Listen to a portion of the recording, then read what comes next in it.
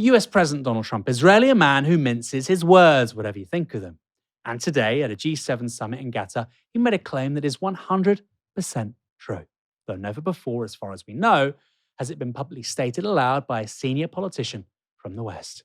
The context was a question about Israeli Prime Minister Benjamin Netanyahu's repeated attacks on Lebanon, despite Israel's withdrawal from the country being a condition of Trump's peace deal with Iran. Trump was particularly annoyed about an Israeli attack conducted against an apartment building in Beirut on Sunday, just as Iran and the US were progressing their negotiations on a ceasefire. That's part of a pattern that Israel has repeated on several occasions, with Trump also criticizing their habit of blowing up entire apartment blocks housing civilians under the guise of targeting Hezbollah members.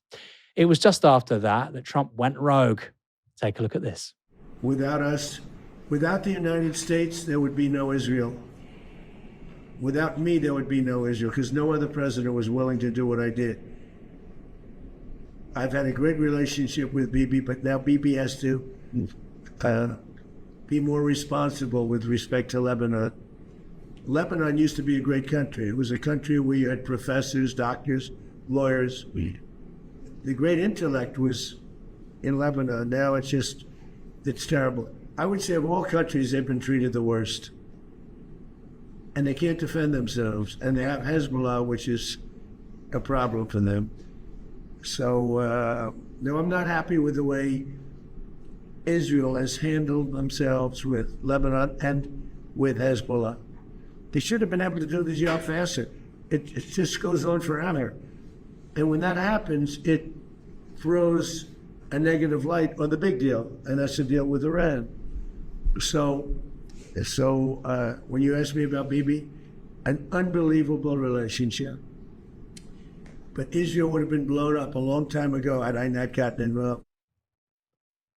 I love Bibi, but Israel would have been blown up a very long time ago. I should have started this story by saying, and now for some good news. Yeah.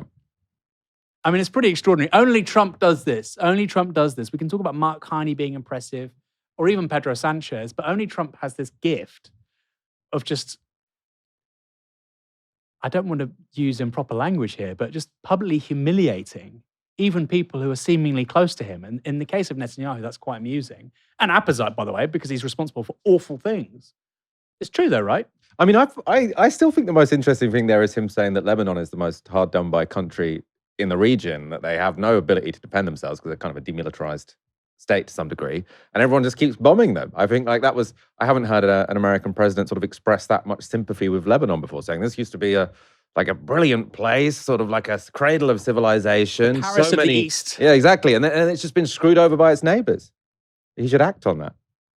He probably wants to build some condos there in a Trump hotel, and that's what he's playing for, right? But on Netanyahu, it does kind of feel like we've had these conversations for so long. You know, back in the day, when this was Biden and Israel was prosecuting a genocide against the people of Gaza and the West Bank, but particularly Gaza after 2023, you'd have a leak.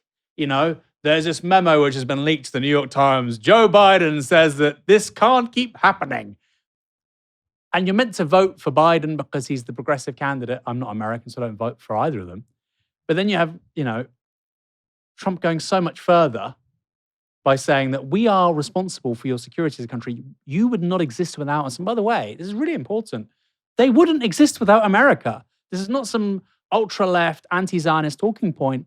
Without American interceptor missiles, without American anti-missile technology, Iran would flatten Israel.